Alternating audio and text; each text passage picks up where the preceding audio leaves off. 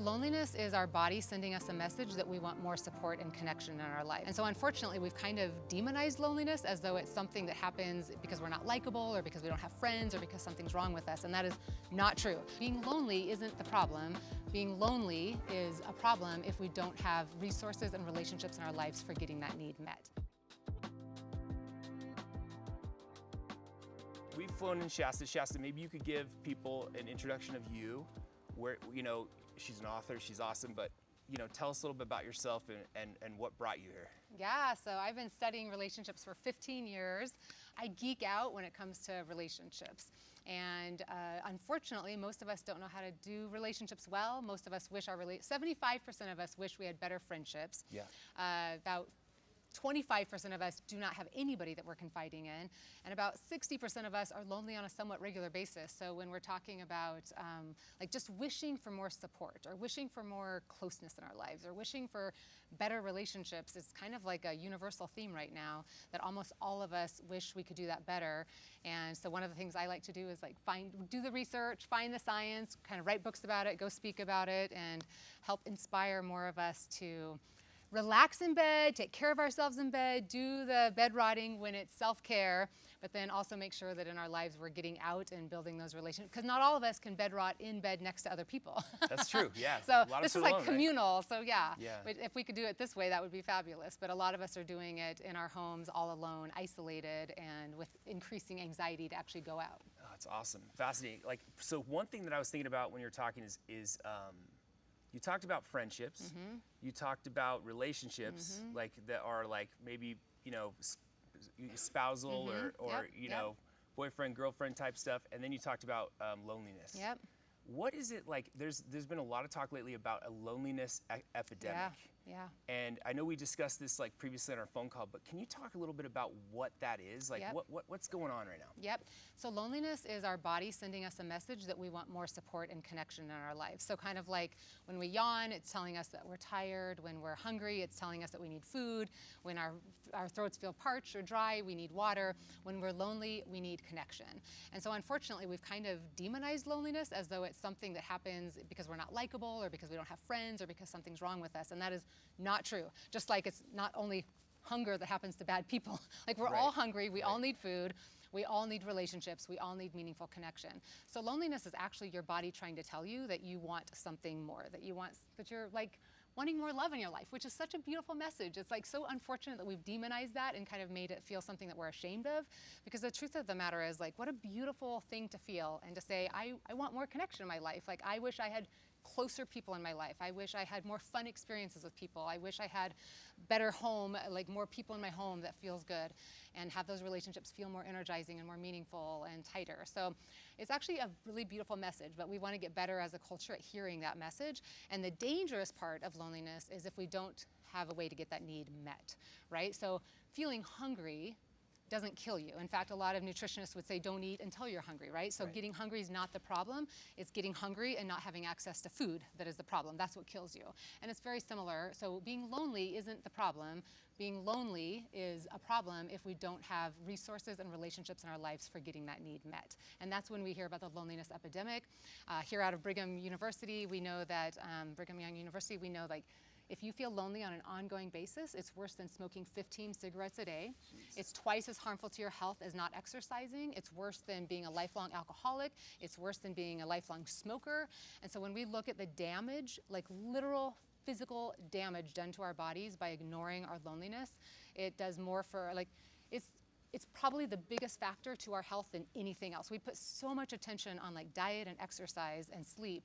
And the truth of the matter is all those things are so powerful, but our sleep is affected if we're lonely. Our ability to absorb nutrients is affected if we're lonely. Our immune systems are affected if we're lonely. Our longevity, this is the most important thing for longevity.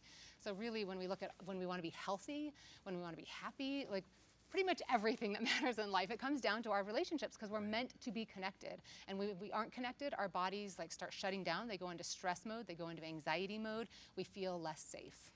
There's kind of a stigma huge attached to this topic. Huge.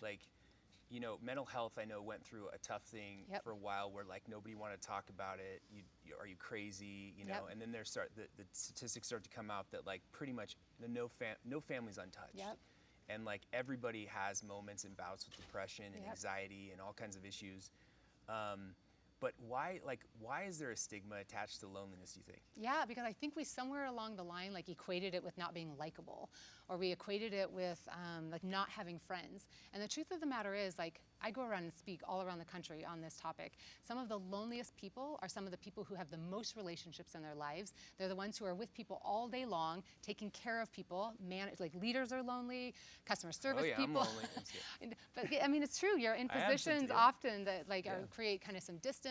Customer service people, healthcare is really lonely. It's one of the loneliest industries because they're out there taking care of people all day long.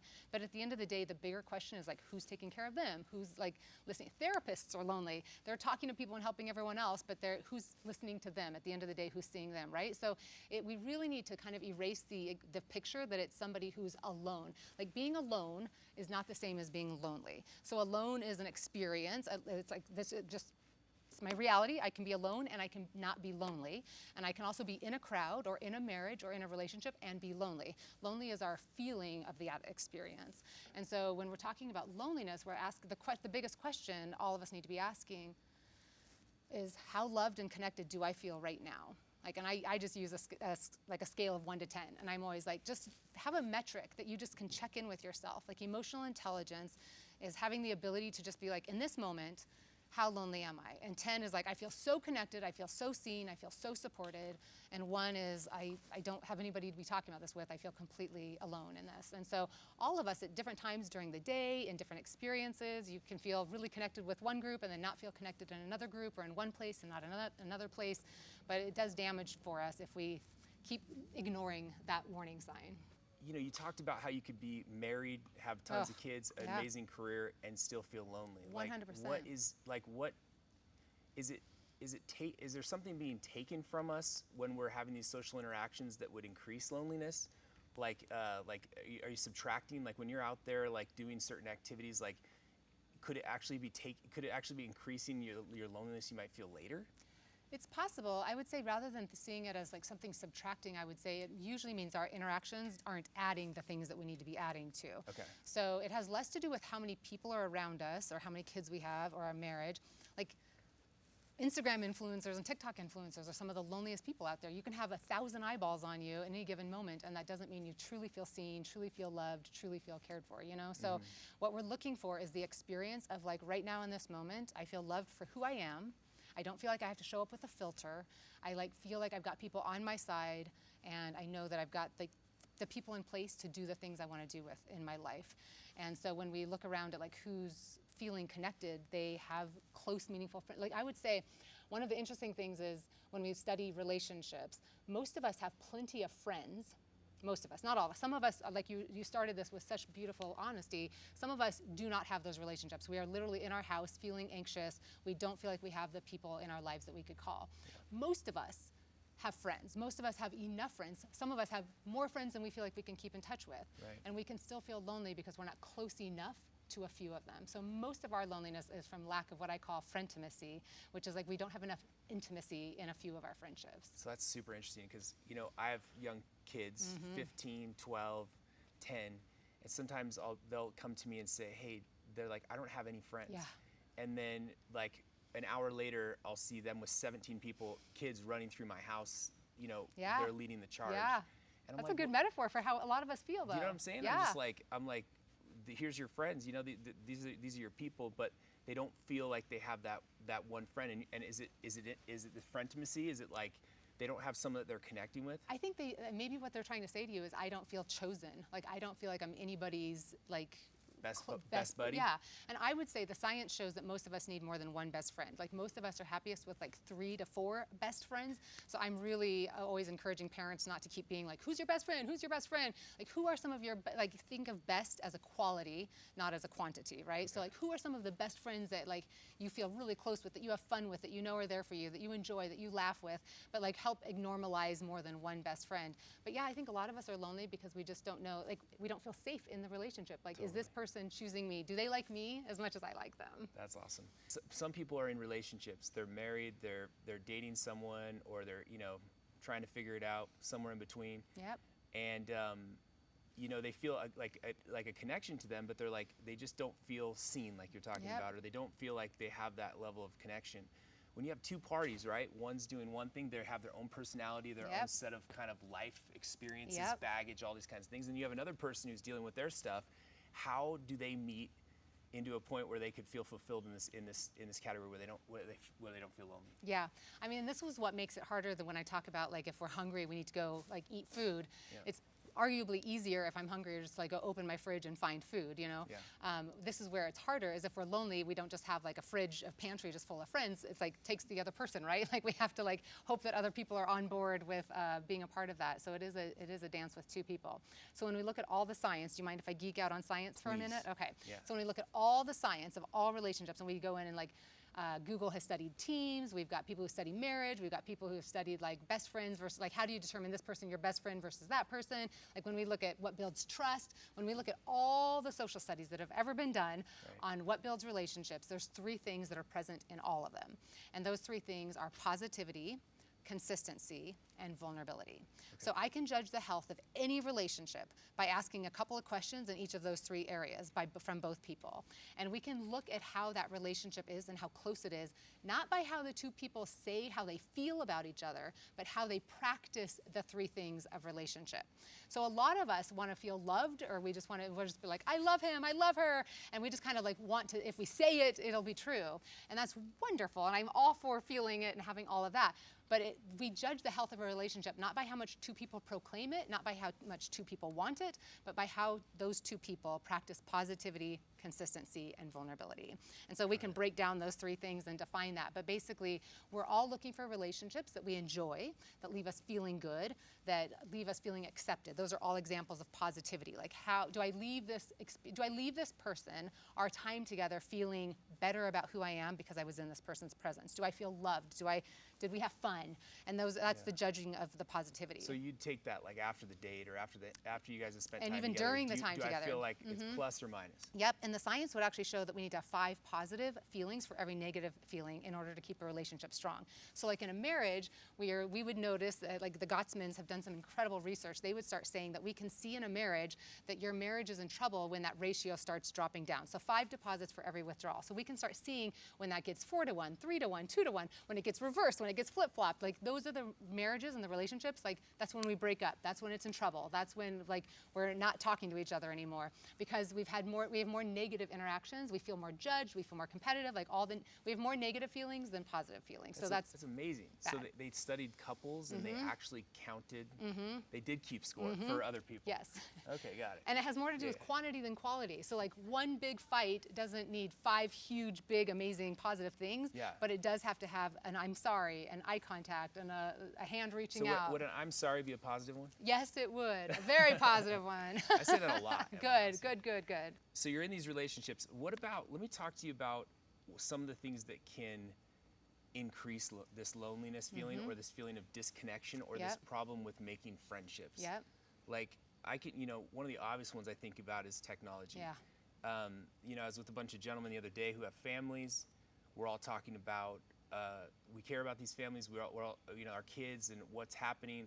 We're talking about social media, right? We're on social media right now. We're using it as a platform, hopefully for good. Yay. But it's like this massive attention suck. It is. And it's like literally pulling in, it's impossible to compete with for parents. Yeah. It's impossible to compete with sometimes for relationships. Yeah.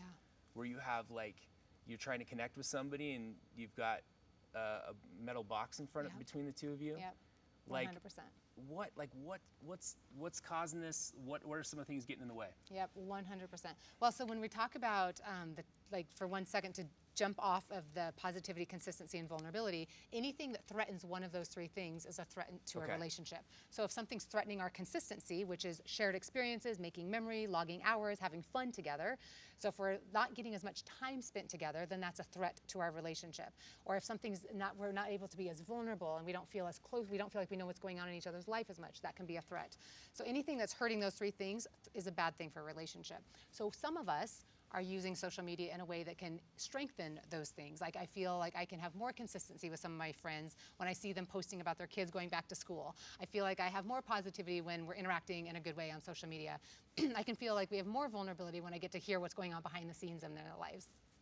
But a lot of us are definitely pulling away from our relationships because of those three things too. You know, one of the really fascinating things is when you start tracking loneliness, we see it starting to go up and escalate with the invention of the television. Oh, interesting. Because up till then, leisure activities were done mostly out in our front yards with our neighbors, with other people, at the Elks Club, at the bowling league. And with the invention of the TV, like leisure activities started coming into our home, right? And now when you start seeing social media and phones and more screens being developed, now we're not only just coming into our homes, we're going into our separate rooms, and now we're going into our own separate phones. And so absolutely, you can chart our loneliness. There's many other exacerbating issues as well. So it's not just technology, but you can definitely chart technology in correlation with our loneliness for sure, because it's pulling us away from each other. You know, I was sitting on a subway train in Tokyo a few weeks ago, and I just looked out and just saw the whole train, and everybody's just down on their phones, you know? Yeah. And you're just like, that wasn't the case, you know, a couple decades ago. A couple decades ago, we would all be maybe reading books, but we'd ask, well, what are you reading? And there would be a little bit more chit-chat. We'd have more opening for conversation, and that's being pulled away for sure. And these, you know, the devices are habit forming, right? Intentionally, like, you know, 100%. worse than cigarettes, Yeah, right? yeah. Like I've never met a person who's immune to like what it is. I was talking to one of the guys that I was with the other day. He's 55 years old. He said that his kids he said, what's a reel? He didn't even have Instagram. Yeah. And his kids are like, Dad, this is a reel. I want to show you. Catch up, Dad. And he said, and then I disappeared for like 4 hours. Yeah, yeah. And I was just it like can happen. nonstop Yeah. and it somehow I'd figured out everything. This 55-year-old guy likes motocross and likes golf and has all these disparate kind of interests, and it had like the algorithm had figured him out so quickly. Yeah. And it's like you can see how that can be kind of a dangerous weapon when you're trying to connect to people. Well, I mean, in a weird way, think about technology is building a relationship with us. It's doing positivity, consistency, and vulnerability. The vulnerability is it knows who we are, right? So it can like cater to what we're interested in. It leaves us feeling seen. We're like getting this personalized information. Right. We have consistency, like where we're spending all this time with it, and we are like feeling good, and we're feeling interested, and we're feeling curious, and we're feeling all these things. So in some ways, it's like we are building a bond, and I think that's one of the most powerful things about when you study the science of relationship is you practice positivity, consistency, and vulnerability, and you will bond with anything and anybody when those three things are present, for good or for bad. Yeah. And so I think one of the powerful things is when we look at like it, you go that too far, and it's an addiction. You know, you go too far with that, and we feel, I mean, all of us have that feeling of like leaving our phone behind, and we're just like, oh my goodness, how do I function? You know, like we feel like a piece of us has been lost. Yeah. Yeah, that happened to me. My buddy, we went fishing in Alaska, and there was no Starlink at that time. Now it's everywhere, right? But the phones were off, and I felt for the first like day, I felt like anxious. Yeah. Like I felt like is something happening? Yeah. Like I don't know. Like am I supposed to be checking something? And then by day 3 or 4, I felt like a different person. Yes. I do that too with camping. Once a year, my husband and I, for just this one camping trip for 3 days, turn our phones off, and it's similar. I feel anxious for the first, and then at the end, you're just like, oh, do I have to turn it back on? That was the best. Yeah. And some of us are old enough to remember relationships prior to phones, you know, and we can remember how much more hours we logged with our friends in school than they are doing so now. You know, so our relationships are like now we're just not getting the same amount of hours put in of interacting and of bonding and of like making memories together. I mean, it's really hard to make. We can game together. We can like do social media. We can do Marco Polo videos back and forth. Like we can use technology to keep us connected, but none of that is like making memories. Like none of that is like logging our brain as like we did something together. Right. Like this makes memories. You guys are gonna remember this forever, right? This is logging hours. I mean, you will bond with each other. Not because you would have chosen each other out of a lineup, not because if you met each other out in the real world that you would have like liked each other, but you will bond with each other because you're logging hours together, because you're getting to know each other, you're seeing each other's beauty routines, your nighttime routines, you know who snores, you know, you're practicing vulnerability, you're logging your hours, and as long as you're gonna gravitate to the people, you're gonna walk away liking the people best who left you feeling more joyful. And there's probably some people who you're kind of like, I don't like that person, and if you looked back and you could kind of like identify like what is it that draws you to a person, that positivity. You're going to walk away feeling close and staying connected with the people that you had positivity, consistency, and vulnerability with. So this is creating bonds. Yeah, we did a good job then. We brought them all together. You guys are doing good. Until you start making them fight and turn on each other. Sometimes there's a little bit of competition, but it's friendly, right? And give this girl back her bedding. What kind of a bedding company would take away their bedding? Pretty messed up, I gotta tell you. But you know, you can't just give the money away, right? But no, that's so cool. Like, you know, it's got me thinking. So I need help with, like, I got kids. Do you do a lot of, like, have you done a lot of studies on kids, like, and looking at the research there? You know, there's like this. They say it takes a village, right, to raise kids, and the problem is like everybody's on their own. Everybody has their own amount of willpower. You know, like to be able to, like, because you have to say no to kids a lot. That's I true. don't know, if you have kids, you got to tell them no. And none of us want to be that person. No, you don't want to see them cry or be sad that you have to say no, but you do have to say no sometimes. And when it comes to technology, that's the hard one. That's the hard one. That is. You feel like a police officer the whole time, huh? Right. Yeah, because you've got, you know, you're talking about this thing called screen time, like you said.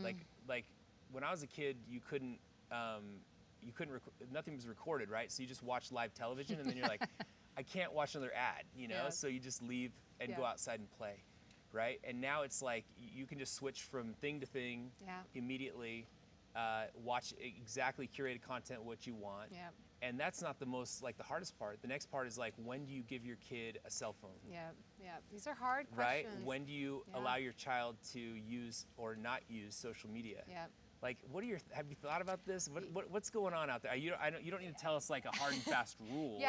But I'm curious what your thoughts are on these subjects. Well, I will say this, like right now, our youngest generation, like as you start looking at the younger and younger generations, our loneliness is getting, so like Generation Z is lonelier, you know, so it's getting worse. It's getting worse, and our youngest people, so it used to be that when we were in high school and college, those were our most social years. It used to be that we spent more time with friends than we could ever find the time to do with friends going forward. Like the rest of our life, we'd be nostalgic for, like, remember when we could just hang out all day with each other and have slumber parties and spend the whole weekend together? Like, we would like never be able to get that kind of time back with our friends. And now we're graduating the loneliest generation.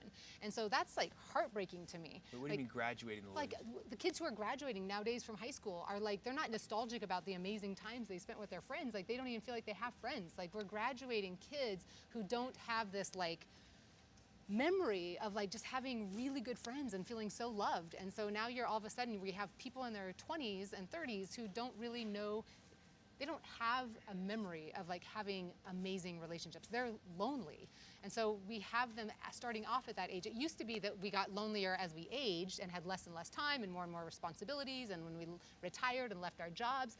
Our teenagers right now are lonelier than our elderly, and they have more time with friends arguably than any other generation.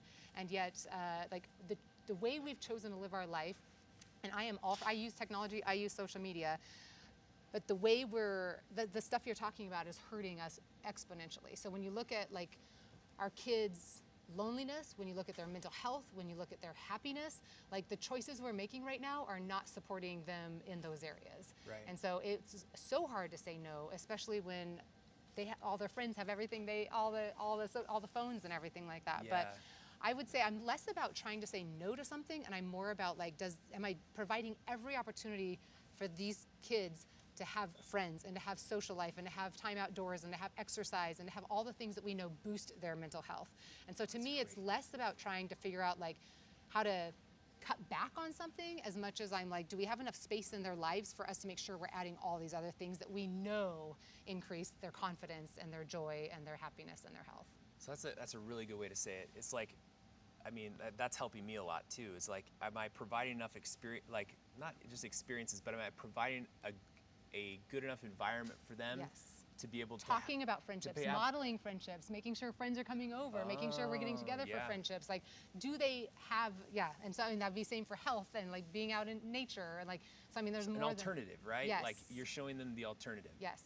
And if they're getting all of that, then like, I mean, that's same for my life. That's same for all of our lives. Like, we can use social media for good, but the bigger question is, am I also still very in touch with my with all my girlfriends? And am I still calling and talking to like my friends on a regular basis? Am I going and visiting them? Am I like making time every day to be with my husband? Like the bigger question isn't, am I spending too much time on social media? The bigger question is, am I making sure that all my other relationships are not suffering because of that time? Right.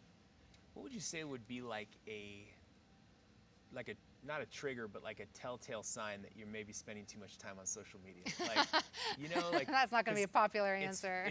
I mean, it's fine. It's fine. I think everyone can handle it, right?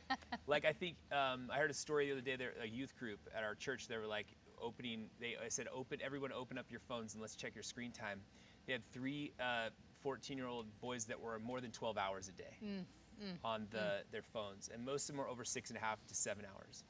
So on their phones. So it's like, I don't even want to check mine now. They don't. But I would be defensive. I'd be like, but that's my email, and that's my point. like, yeah. I mean, like, it's everything. You're like, I was using maps, you know. Exactly. It took me an hour to drive here. Yeah. There's that. These technology companies are not incented to help you. Yeah. They're really not incented to help you use less screen time. Yeah. Like even that sense, like you could be using maps for like 4 hours on a drive, and it said you spent 10 hours in the car, Yeah. right? Yeah. But they really want to create friction so that you just kind of forget about it, sweep it under the rug, make excuses for them, so that one, you know, you can provide more free content for them. 2, you can keep using their apps and reading their ads, right? And so my question is like, are there things where you're like, in my life, like, hey, I can be, you know, honest with myself, like it's enough, like there's something's changing here that I can feel? Yeah, I mean, I think this is where personal reflection is so important, and emotional intelligence, to be able to pull back and to say, do I have the love, the support, and like feeling seen in my life in a way, like do I have enough love and support in my life? Do I feel seen and known by the right people in the right ways in my life? And I think we can kind of pull back and have to do that assessment. And that's different than, do I feel seen by everybody out there? Do I feel adored? Did I get enough likes today? Like I think we're kind of getting messed up a little bit internally of like where our self-worth comes from, which is a whole nother big issue, right? But yeah, if we're feeling like it matters more for us to appease all these people and be a empty shell, or to not have the close friends, or to not have some things that we keep for those people, then those are harder relationships to maintain. So yeah, when we're looking at, so I teach positivity, consistency, and vulnerability on a triangle. Yeah. All relationships start at the bottom of the triangle with low consistency, low positivity, and low vulnerability. You and I just met, we're at the bottom of the triangle. It Sorry doesn't about matter. It doesn't But matter that was how positive. much. I said sorry. There you go. No sorry, but even. No, but. But but yeah, that's where every relationship starts. It has nothing to do with whether I think you're an amazing person, whether we could become friends. It just is like, we have this little bit of time together, and we'll get to know each other this little bit, and hopefully we leave each other feeling good about it. If we were to repeat this experience every single week, we would obviously start moving up that triangle. We would start being like, okay, we know each other better. We've got this weekly rhythm. We like feel good. We would keep moving people up that triangle. So most of us are lonely for people at the top of the triangle, where we have high vulnerability. We've had a lot of history and shared experiences together, a lot of consistency, and we have like big acts that like we can express our positivity and our love for each other in big ways up there. Most of us are lonely for the top of the triangle. Social media should generally, in general terms, be for people towards the bottom of the triangle. Those are not people who are our friends, right? And so understanding the difference between like what I'm on social media for, like these people know me and they're fans of mine, and I can know some of their names and recognize them, but that's not a friendship. A friendship is people who like are spending time with me, leaving me feeling good, and having us a shared vulnerable mutuality. For me to have fans who know me, the vulnerability is going one way. And so that's not the same as a friendship. So I think and so it's fine to have millions of fans. Where we can feel lonely is if we don't differentiate the difference between fans and friends, and where we don't understand like who are the people that I'm confiding in, and what am I saving for them at the top of the triangle that I'm not sharing with everybody at the bottom of the triangle. And so I think a lot of us today are not really good at understanding first what builds a healthy relationship, but then also what are healthy expectations for different levels of that relationship. And so I should be less filtered with people at the top of the triangle. I should have more safety and trust with them. They should know what I'm feeling on the inside, not just not just seeing the polished version of what my brand is. I think a lot of people see relationships as like, if you're trying to improve a relationship, you're like, what can I'm trying to appease another person. Yeah. And what I'm hearing is a message, as I'm thinking about this, is positivity, vulnerability, and consistency. Yep. Got it? Yep. Is like, it's kind of like going to the gym for your relationship, but it Yes. really benefits you personally. Totally. It's kind of like a selfish exercise in some ways. It's definitely like you're making sacrifices for the other person, but more for yourself.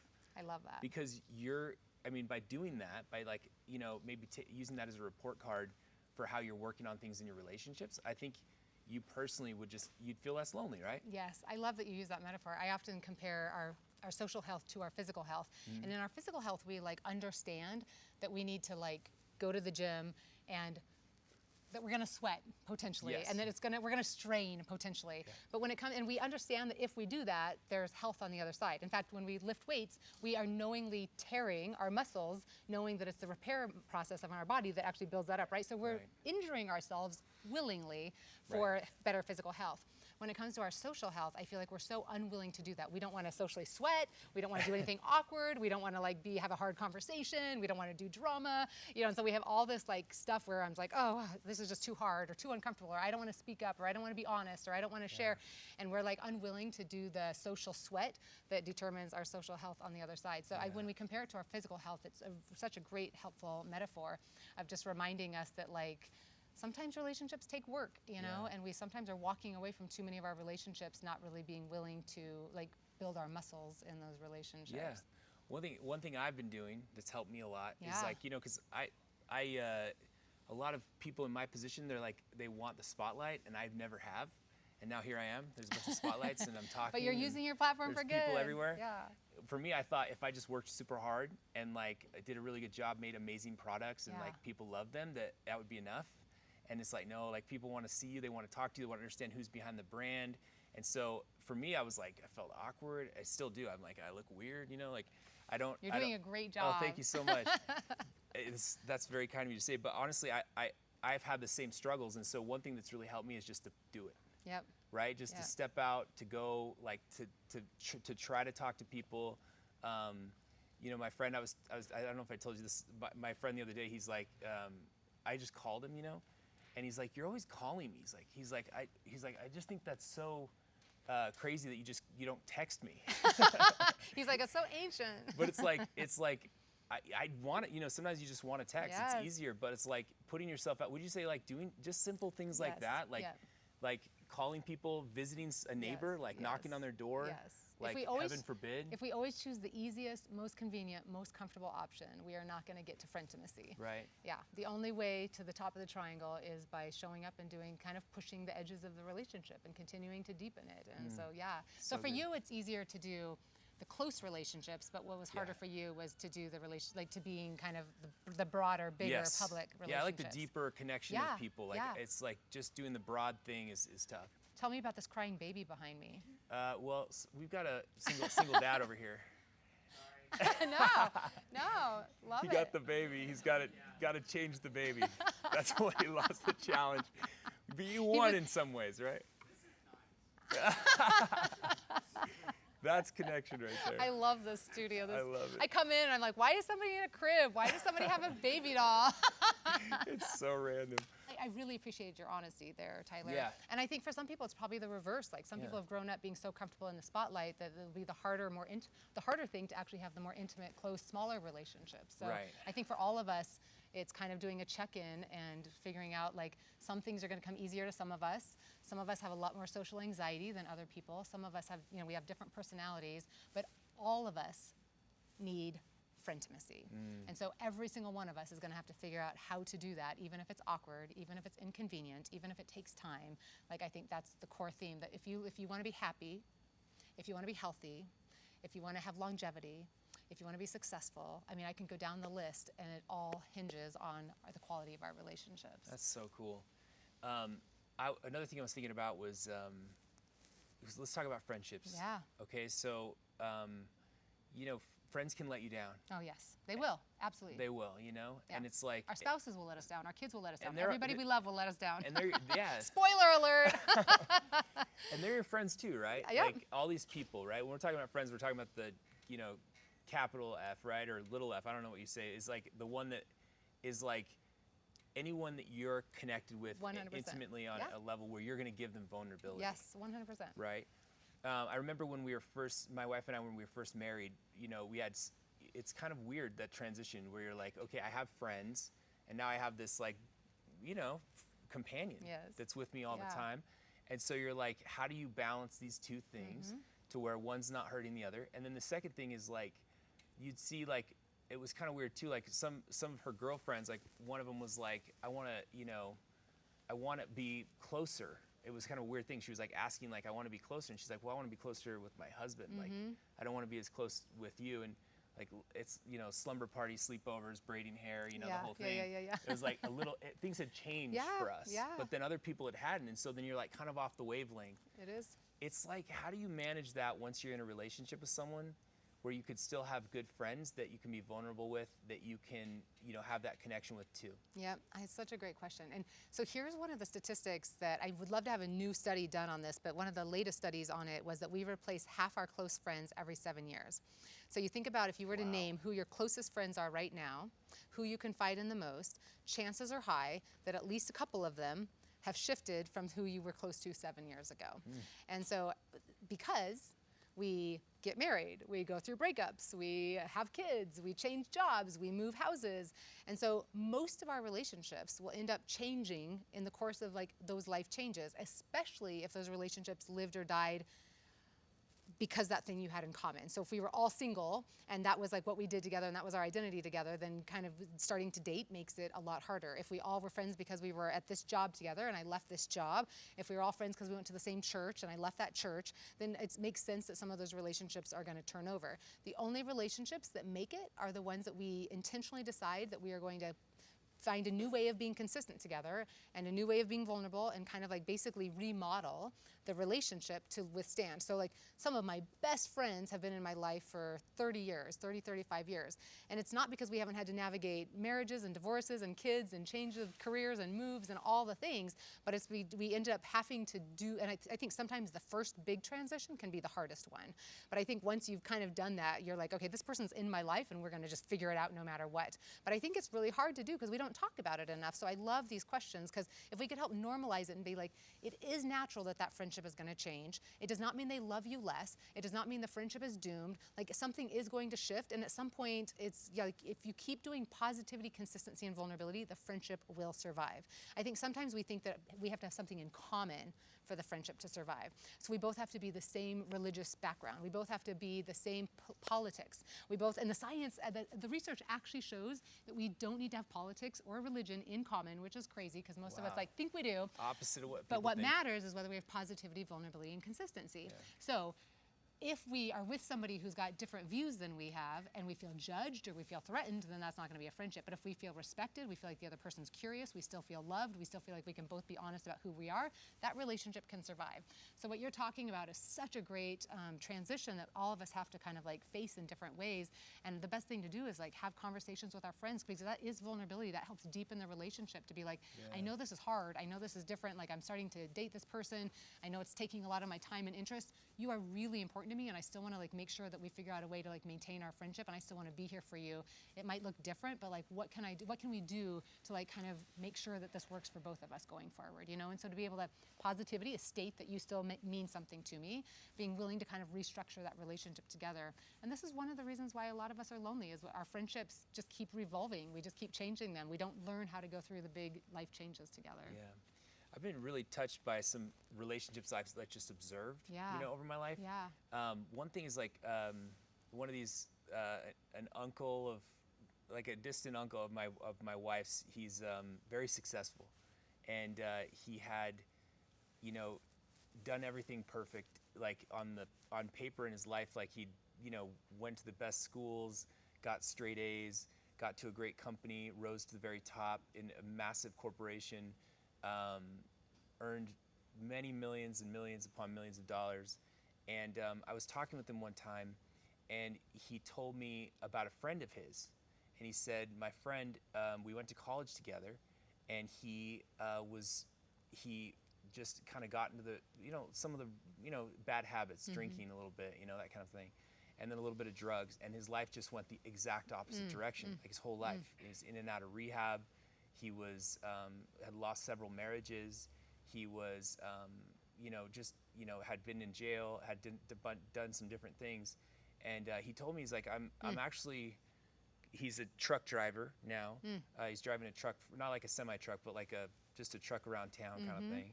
And you couldn't find a more opposite description of two people. And I was asking him, he said, I'm actually going to go see him in a little bit here. And I said, are you helping him with something? He's like, no, he's my friend. Oh, wow. And he's like, it doesn't matter what he does. It doesn't matter what happens to him. Like, he's always going to be my friend. Wow. And I thought, man, the loyalty there. Yeah. There's something to be said about loyalty. Yeah.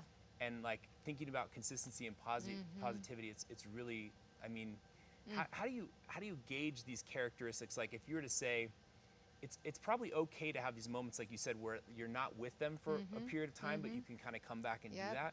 But how does loyalty kind of factor into the whole thing? Yeah, I mean, loyalty is a combination of all three of them on some level, but certainly a lot of consistency and positivity. Like, loyalty is, do I feel like this person do I feel like I can count on this person, right? And that's a feeling. That's like, I feel safer and closer to my friends who I know would like jump on a plane if I needed them, who I know would be like, why are you calling me and not texting me? Like, you know, we want that sense of like, I can, like, this person, I wouldn't have to apologize or explain myself or feel weird about it. Like, if I needed them, they would totally be there for me. And like, loyalty is a positive feeling, and it's also proof. It's like, we've done consistency together enough that we feel like we only trust people based upon how they've treated us in the past. So when we say we trust somebody, it's because we feel like we can predict how they will respond, and we can only predict how we think they'll respond based on how signs we've picked up of how they've done it in the past. And so, like, when we don't trust somebody, we'll say, I feel like I'm walking on eggshells around them, right? Because they are not consistent. We don't know what's coming. Whereas the people that we feel like loyal to, like, I love that friendship story. Like, they feel like they can rely on each other, and that is evidence of consistency and positivity to the nth degree. Cool.